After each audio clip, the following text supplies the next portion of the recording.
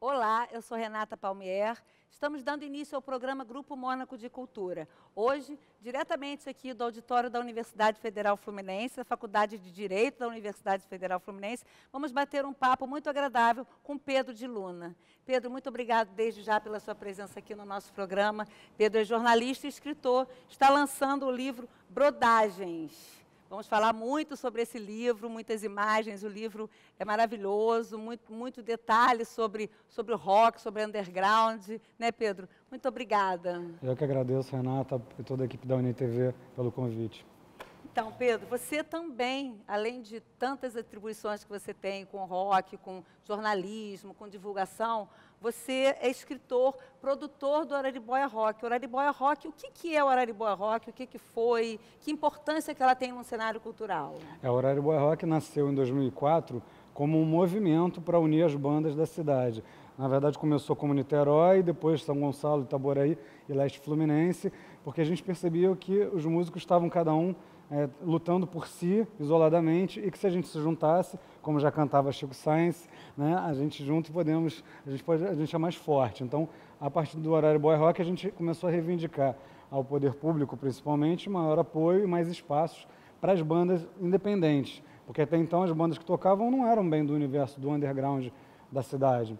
E aí ele foi um evento que deu muitos frutos, fizemos um festival anual que durou 10 anos, e eu acho que talvez uma coisa importante é que Niterói tem um dia municipal do rock, graças ao Araribóia Rock. Isso que eu ia falar. É Niterói que tem o dia do rock e também tem é patrimônio imaterial, né, do Estado do Rio de Janeiro. Isso, a Secretaria de Estado de Cultura declarou o Araribóia Rock como um patrimônio imaterial pela contribuição inestimável que ele deu ao rock, à música e à cultura independente do Estado do Rio nesses últimos anos, porque a gente, inclusive, fomentou muito intercâmbio. Vieram muitas bandas tocar em Niterói que nunca tinham conseguido vir, inclusive até bandas dos Estados Unidos, bandas da Alemanha, bandas que tocaram no Convés ou no Teatro Popular, graças a nosso amor pelo rock e pela cultura underground. E você está nisso desde o início, né, Pedro? Você tem uma equipe que trabalha com você. Como que você começou isso e cresceu tanto o Araribóia Rock?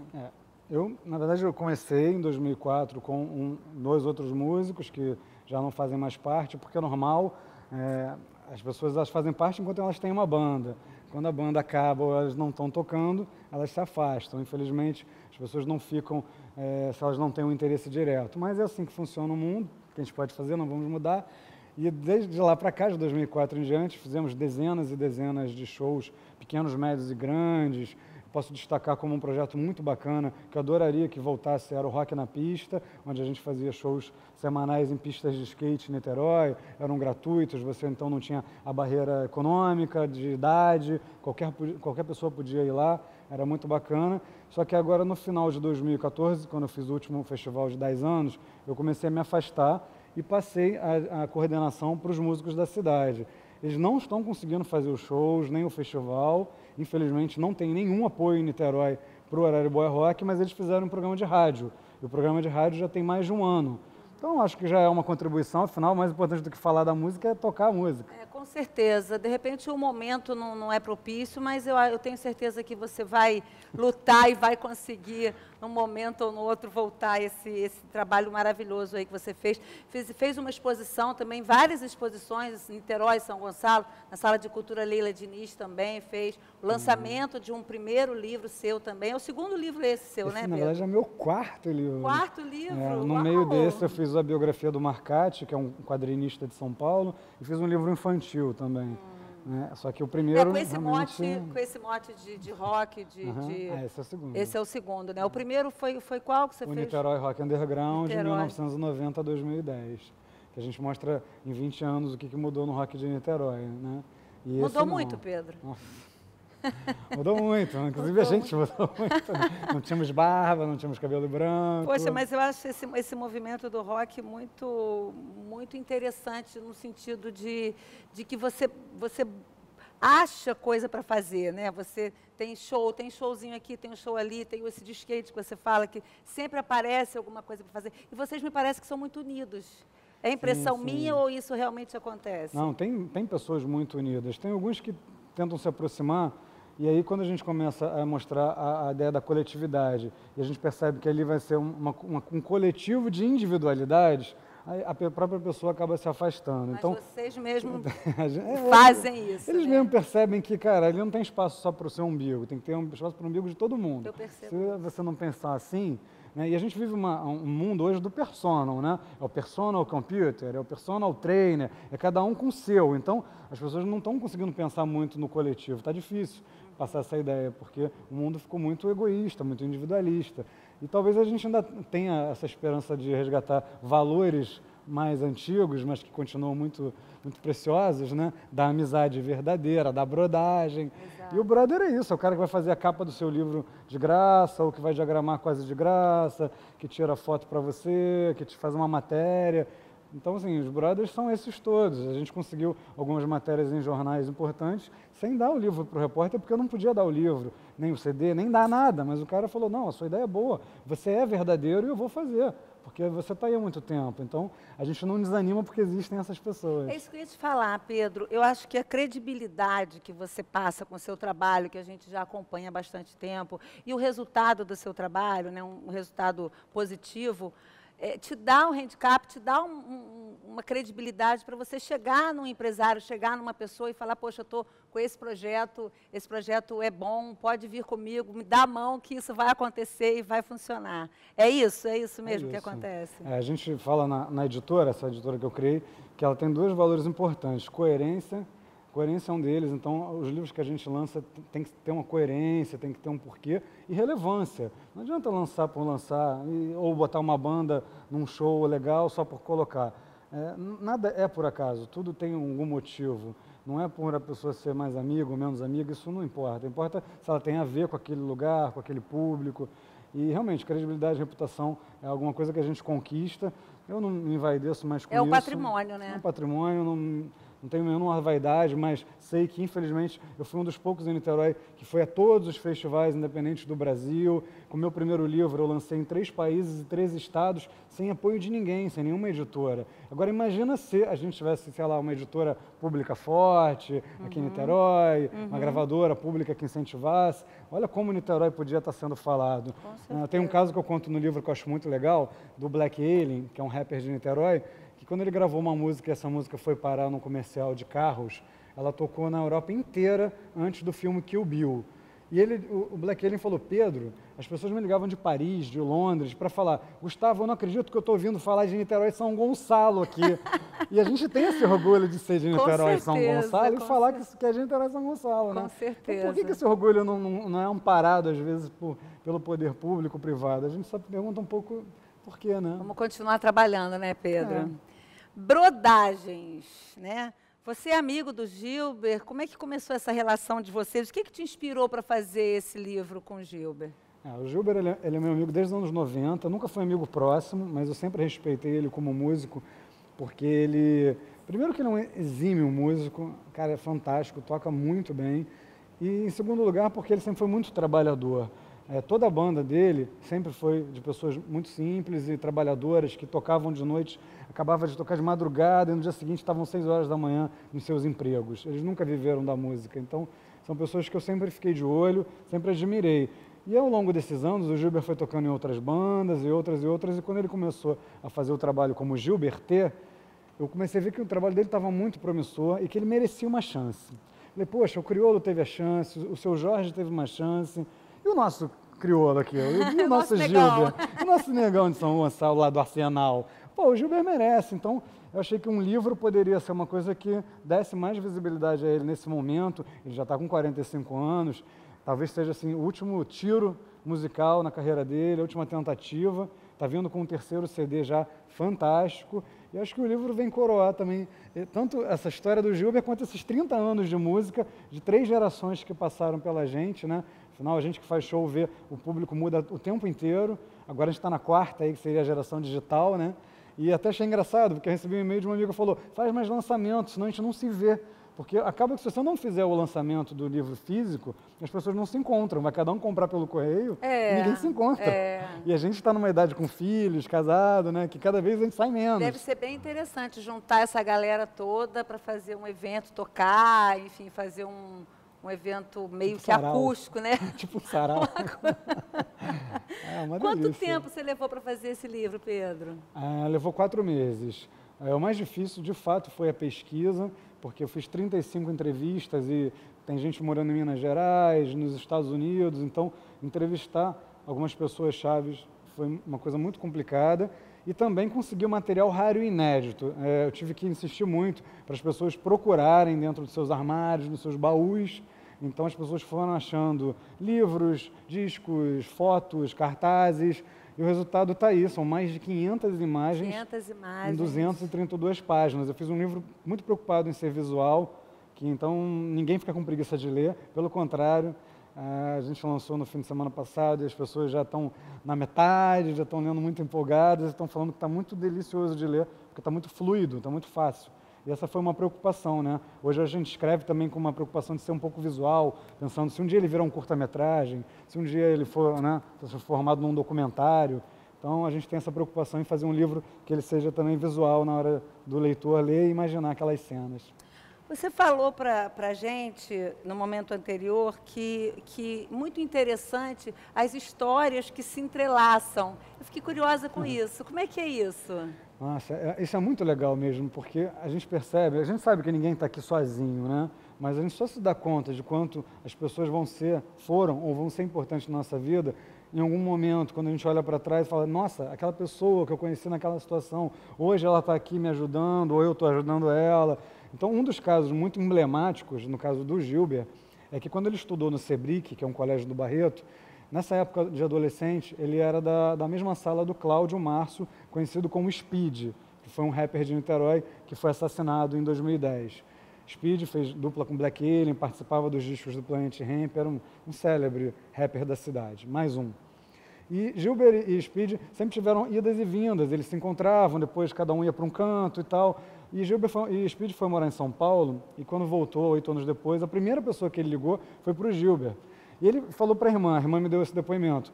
Cara, você não vai acreditar, o Gilber toca muito, mas ele trabalha na Casas Bahia. Então ele não estava muito aceitando como que um músico tão bom trabalhava na Casas Bahia vendendo fogão e geladeira, porque para ele era inadmissível. Aquele cara que o ensinou a tocar está naquela situação, enquanto ele já era o Speed, que gravou com Herbert Viana, que gravou com todo mundo, com Charlie Brown, sabe? E o Gilber ainda estava ali naquela mesma, no arsenal, vendendo fogão, vendendo geladeira. Que e aí bacana. essas histórias são muito interessantes, porque elas vão e vêm, e quando o Speed morre, 3 meses depois, o Gilber lança seu primeiro disco dessa carreira solo, e o nome do disco, por acaso, é Eu Não Vou Morrer Hoje. Olha. Eu falo, Gilber, parecia até uma resposta que você estava dando, apesar de você nem ter pensado nisso. Hoje, quando eu fiz teu livro, eu pensei que parecia uma coisa sua de Eu Não Vou Morrer Hoje. Tá todo mundo morrendo, né? Todo mundo aí teve overdose, o pessoal do Charlie Brown, né? Enfim, Chico Science morreu, bateu de carro doidão, mas ele não iria morrer hoje, ele ainda iria Que continuar. bacana, né? Realmente as histórias se entrelaçam, né? Você Muito. encontra a pessoa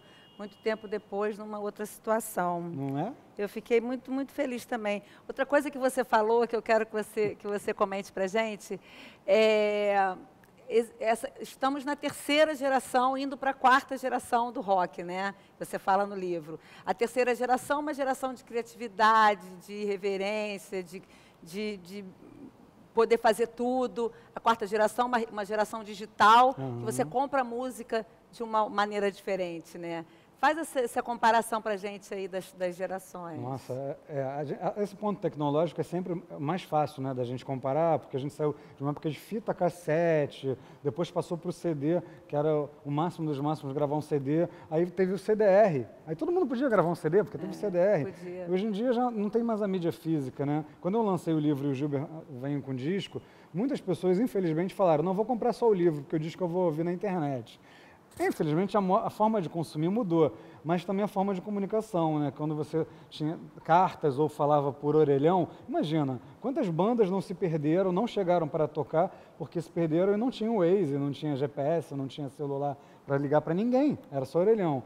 Hoje, com a rede social, você aproximou muitas pessoas, ela consegue entrar na intimidade do músico, ela sabe o time de futebol que ele torce, se ele foi no restaurante, se ele tem filhos, quem é a irmã dele, porque te dá uma intimidade muito grande com o músico. Só que isso não se reflete, por exemplo, na hora do show, não necessariamente ele vai ao show, ele sabe tudo da banda ou do músico, mas ele não vai ao show.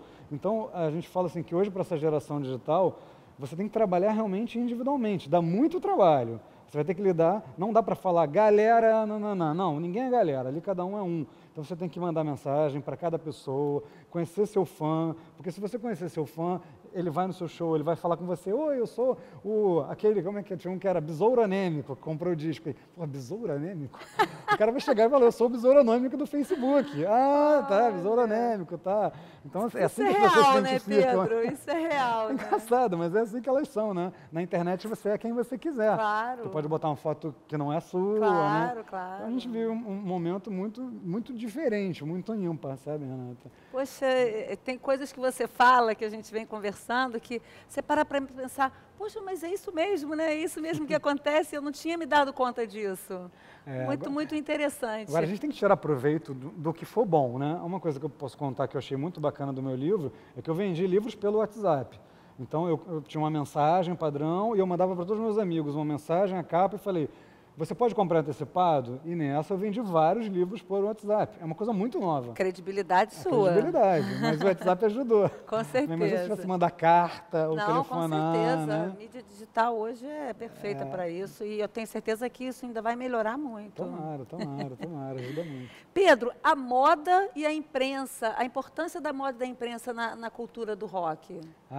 Muito grande. Essa associação de moda e rock, ela não começou hoje. No início dos anos 90, ficou muito forte por causa da cultura do streetwear. Quando veio esse conceito de moda street, marcas como Cavaleira, Drop Dead, marcas que ainda estavam até se firmando, elas apostaram em bandas como o Planet Hemp, o Charlie Brown, e ao vestir as bandas, ela trouxe um público para perto de si. Isso aqui em Niterói e São Gonçalo se refletiu também, porque o bairro de Alcântara é muito conhecido pelas confecções, Sim. principalmente pelo jeans. Sim. E nos anos 90, como eles não podiam apoiar as grandes bandas, eles apoiavam as bandas locais. E aí isso permitiu as bandas terem suas próprias camisas, seus bonezinhos, suas bermudas, seus casacos, seus gorros, né? Seja com a marca da banda ou seja com a marca do seu patrocinador. Isso foi muito bom para os dois lados, foi uma coisa muito importante. Com o tempo, claro, como aconteceu com a tecnologia, começaram a vir os produtos chineses, começou a ter um outro tipo de concorrência e essas confecções deram uma diminuída. Isso criou uma identidade, né? Cada grupo, no caso, teria sua identidade, um patrocínio, né? Sim. Um patrocínio de roupa, de vestimenta, que foi importante nesse período, como você frisou. A gente tem, por exemplo, a gente conseguiu a camisa do Gilber com uma dessas marcas de São Gonçalo, que, por conhecer a nossa história, deu umas camisas para a gente. Então, é isso aí, ainda existe. Deu um adesivo silcado, feito em silk screen, né? É uma coisa que fazia antigamente, que acho que não poderia ter acabado. É o pano de fundo da banda, que também era feito em silk screen. Porque às vezes você chega num show, que tem várias atrações, e você fala, quem é essa banda aí? Às vezes você nem vai perguntar para o cara do seu lado, ou vai perguntar, ele também não sabe. Mas quando atrás você tem um pano de fundo com o nome da banda, parece uma coisa tão óbvia o que eu estou falando, mas não é. Eu posso dizer com toda certeza que 10% das bandas tem logomarca ou um bom release, 5% devem ter planos de fundo. E você fala, nossa, mas hoje não é tudo mais fácil? Mas isso não faz parte da cultura deles mesmos, de ser uma coisa mais informal, de subir no palco e tocar de qualquer maneira? Não acho da cultura, acho um amadorismo, porque em tudo você comunica. A roupa com que eu estou vestindo está comunicando, o meu cabelo comunica. E o músico, principalmente, porque ele está num palco, ele está mais alto que todo mundo. Ele é o foco das atenções. Apaga-se a luz e a luz vai nele. Então, ele está dando o exemplo, ele está ali, vai ser copiado, as pessoas vão cortar o cabelo igual dele, vão fazer uma tatuagem igual a dele. A gente costumava dizer que a cada banda formada, muita gente na cidade ganha dinheiro, porque eles vão precisar de foto, vão cortar cabelo, vão fazer tatuagem, vão comprar roupas novas. Gera emprego, né? Gera emprego, vão imprimir coisa no birô, vão comprar CD, enfim, eles vão fazer um monte de coisa além de ensaiar e de comprar instrumento. Então, a cadeia produtiva da música, ela gera dinheiro para muita gente. Então, cada banda que encerra, que infelizmente para de tocar, outras pessoas estão deixando de ganhar dinheiro. Por isso que a gente tem que colocar essa ideia na cabeça do empresariado, de que se ele não apoiar, ele também perde um público consumidor. Mesmo que ele não veja isso num primeiro momento. Porque ninguém chega para tirar uma xerox e fala, oi, eu sou músico, tira uma xerox. Ele não sabe disso. Mas o cara está tirando xerox do cartaz. Com certeza. Está imprimindo, né? Para divulgar. Por aí. Você que tem andado bastante por aí com rock, né? A gente acompanha sua trajetória há bastante tempo.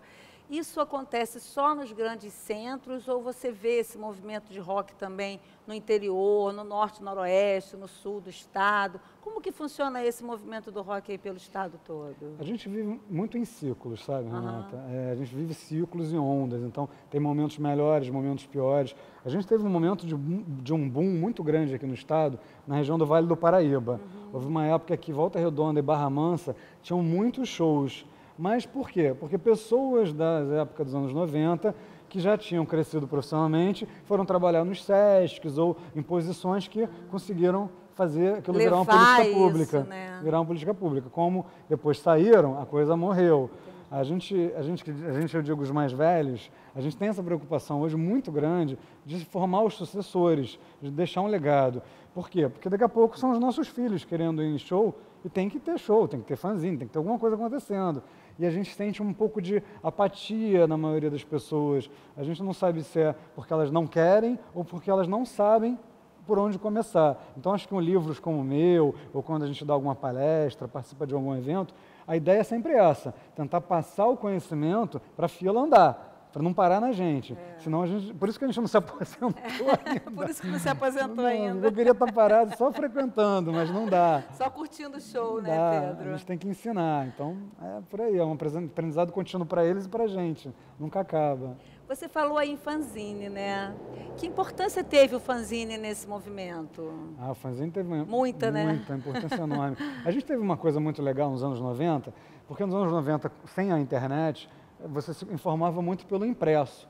Foi uma década riquíssima em revistas de música, Fanzine, jornais. Só para Claro. eu me captar aqui. Fanzine eram jornais, né? Eram folhetos, né? Que falava do rock numa linguagem mais coloquial, mais... É isso. Por definição, fanzine vem da palavra Fanatic Magazine, que seria revista de fã.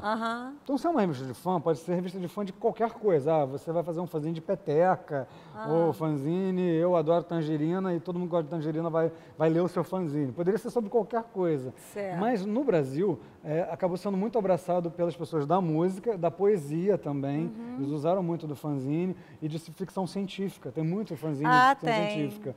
Então, são, assim, revistinhas de nicho, de fãs, né? Então, eu fazia um fanzine que foi muito bacana, o Shapear, e eu falava de música, de skate, de tatuagem e de quadrinhos. Eram 4 coisas de cultura urbana que tinham a ver entre si. E eles tinham como característica, assim, serem feitos em xerox, numa reprodução mais rústica. Isso era característica do fanzine. Não ter periodicidade fixa, ele não era mensal ou bimestral ou quinzenal, era quando desce. Quando desce. Não tinha número de páginas definido, não tinha tiragem. E onde que isso entrou na cultura do rock ali em 90? Entrou porque ele fazia o papel da imprensa oficial do rock, né? Sem trocadilhos, mas da imprensa oficial do rock. Porque o que acontecia? Às vezes o jornal ele tinha uma coluna, uma seção muito pequena para falar de banda independente, e eram muitas bandas independentes. E o fanzineiro, percebendo isso, falou, cara, tem tanta banda, eu vou fazer um jornal meu e vou falar dessas bandas todas que estão aí. E as bandas adoravam, porque lá elas eram as principais, eram foto de capa, lá elas eram a entrevista principal. Então o fanzine durou muito tempo. Com a revolução digital, isso deu uma caída, as pessoas começaram a fazer blogs e fotologs e páginas na internet, e hoje voltou. Hoje voltou com força o fanzine, porque às vezes você não quer fazer um livro. Você acha que pelo custo da produção? Pelo custo com certeza, da produção, né? Totalmente. Porque às vezes você faz por um evento só. Vou fazer 50, vou distribuir naquele dia e acabou. Você não precisa ficar fazendo, não tem que ter um compromisso de virar periódico, não. E isso é uma coisa bacana do fanzine, e qualquer um pode fazer, né? Com computador, sem computador, recortando e colando, ou a gente fazia a máquina de escrever. O importante é fazer alguma coisa, né? Acho que a mensagem até que a gente tem que deixar para quem assistir a nossa entrevista é isso, faça alguma coisa, faz uma banda, um fanzine, um show, mas faz alguma coisa, não fica aí passivo, só olhando, porque curtir, comentar, isso não dá trabalho, é legal, mas não agrega, né? Mas faz alguma coisa, porque quanto mais gente fazendo, maior a cena. Bacana. Você falou que o show acontecia porque era underground. Traduz isso pra gente. Os shows aconteciam porque era underground, porque a gente não esperava, já dizia o André, quem sabe faz a hora, não espera acontecer. Juntava meia dúzia e mesmo. fazia. Até o Gilber me fala muito disso. Pô, Pedro, uma coisa que eu sinto falta é que nos anos 90 cada um levava uma coisa. Não tinha essa coisa de o cara vai estragar a minha bateria. Não, eu levo a bateria, você leva o amplificador, o outro leva outro amplificador, o outro leva microfone e vamos fazer o show. Hoje, essa molecada não sabe o que é isso. Eles foram acostumados a chegar e está tudo alugado, ou até às vezes pagam para tocar por conta disso, e eles não têm, muitas vezes nem têm equipamento em casa, eles vão para o estúdio, ensaiam e não tem nada. É uma coisa muito estranha para a gente, porque a gente viu a transição da abertura de mercado, né? Foi talvez a única coisa boa que o Collor fez foi isso, porque até então você comprar um instrumento importado era muito caro, e com a abertura do mercado você possibilitou ter instrumentos bons a um preço mais acessível, instrumentos importados, e com a concorrência o produto nacional teve que se desenvolver e se sofisticar. Então hoje você tem produtos excelentes, hoje você tem softwares, você grava em casa com o seu computador, hoje está muito fácil fazer música, porém fazer boa música continua sendo difícil. Essa pergunta que eu tinha colocado aqui para a gente falar, a facilidade de você gravar hoje... surgiram muitas bandas pela facilidade de gravar.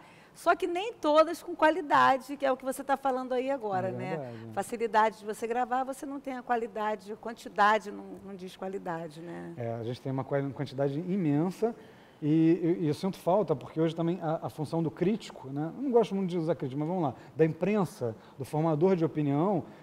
Quem são hoje os formadores de opinião? Porque antes você tinha muito claramente quem eram os caras que entendiam de música e se ele falava que era bom, então ele era bom. Hoje todo mundo acha que é um crítico, então é difícil você saber quem eu vou seguir, quem pode, né, ter essa credibilidade de dizer realmente o que é bom, porque a gente viu muito jabá, viu muito jornalista comprado, então hoje você fica muito relutante em saber quem está falando que é bom. No caso do rock, o que eu mais sinto falta é da rebeldia. Pô, no momento, por exemplo, político, que a gente vem vivendo no Brasil e no mundo, né, porque tem a questão dos refugiados e outras mais, uma iminente guerra nuclear o tempo inteiro, cadê o rock falando disso?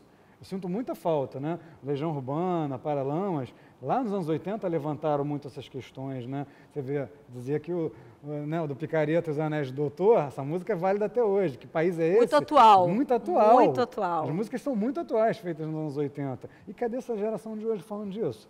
Só fala de eu te amo, eu choro, tô triste. Não, mas peraí, tá legal, fica triste aí, mas, cara, vamos falar aqui vamos lutar, né? Vamos falar. Acho que o rap talvez faça um pouco melhor esse papel hoje, com bandas como o Oriente.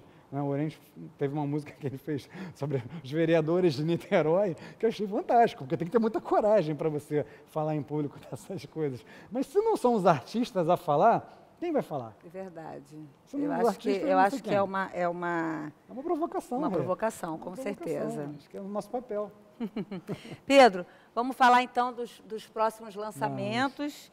Dia 30/4, sábado. Sábado, no Lume, que é um restaurante ali na Praia de São Francisco. Ele, na verdade, é um restaurante no terceiro andar, e embaixo tem uma loja de surf shop, de produtos de skate, dá tudo a ver com a gente. E o show acontece ali no calçadão da Praia de São Francisco mesmo. Então, a gente vai pedir um couvert de R$10, é um couvert aí modesto, e as pessoas podem consumir à vontade lá. O Gilber vai estar lá, você, todo mundo. Quanto vai estar custando o livro? Nos eventos ele custa 50 e por correio ele custa 60. E como é que faz para entrar em contato com você? A gente tem uma página no Facebook que se chama Gilber T, o disco e o livro. É tudo junto, Gilber T, o disco e o livro. Basta a pessoa mandar uma mensagem, ela faz um depósito em conta, a gente trabalha com 4 bancos, e ela recebe pelo correio. Eu acho que hoje a rede social facilita muito isso, né? Se colocar lá no Google o que você quer, você acha, te encontra, pede para você pelo WhatsApp, de qualquer maneira, sim, né? Hoje eu mandei livro pelo correio, mandei para Ouro Branco, Minas Gerais, Ponta Grossa, Paraná, Brasília, Itacuruçá, São Paulo, Diadema. Então o Brasil inteiro está comprando o livro do Gilber, está conhecendo ele, e imagina, isso é o mais gostoso, você vai chegar num lugar, as pessoas sabem tudo sobre você e você não sabe nada sobre elas, né? Muito bom. Então, dia 30/4, sábado, na Praia de São Francisco, às 8h30, 20h30 da noite. E dia 14 de maio, no Rio, na livraria Baratos da Ribeira. Isso, que fica ali na Rua Paulino Fernandes, em Botafogo, bem perto do Hotel Ibis. É muito legal. O nome Baratos da Ribeiro é porque ela ficava na Barata Ribeiro, em Copacabana. Começou como um sebo, hoje ela está em Botafogo, uma loja fantástica, e o Gilbertê toca também. A dobradinha é sempre essa, eu lanço o livro e o Gilbert faz o show. Olha... Essa é a brodagem. Imperdível. Pedro, muito obrigada pela sua presença aqui no Grupo Mônaco de Cultura. Sucesso, mais sucesso ainda, tudo de bom. Conta com a gente, tá bom? Obrigado a vocês da MTV e a você, espectador. Encerramos aqui o nosso bloco de cultura do Grupo Mônaco. Muito obrigada.